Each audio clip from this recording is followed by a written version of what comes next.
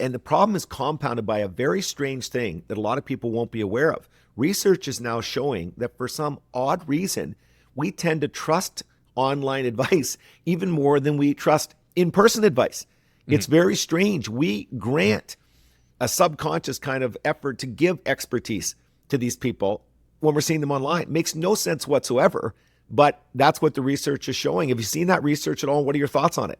Yeah, so, to that point, I think part of it is somewhat of this anti-Wall Street movement to an extent. And one thing I've highlighted when talking about Finfluencers and being critical of that space is to highlight that it doesn't exonerate the shortcomings of the professional side of investing in finance. Great because point. all of this really does stem, really, you think of the Finfluencer movement as a whole, a lot of it does stem from 2008, where you had the financial crisis, which really did come from the risky bet taking of all these large institutions. And so you had this movement online that suddenly came to distrust the professional. And we still see that in Canada.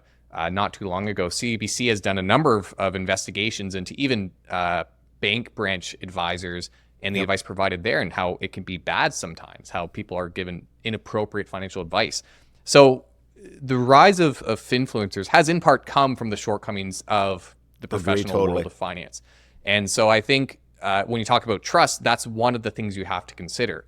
Now, there are other reasons, which is there's accessibility, the fact that you can pick up your phone and get financial advice really quickly versus setting up an appointment. It's a lot more enjoyable. I don't know how many, if you've ever had if the wealthy barber would ever need a bank advisor, but if you've ever sat down with an advisor, it's probably not the most entertaining. That's right. I agree with you. This is more engaging.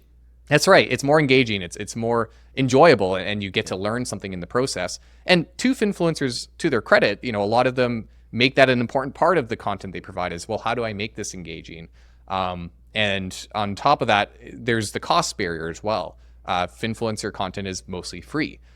So all those things really go to the benefit of Finfluencers. The distrust of professionals plus all these benefits gives them a big step up.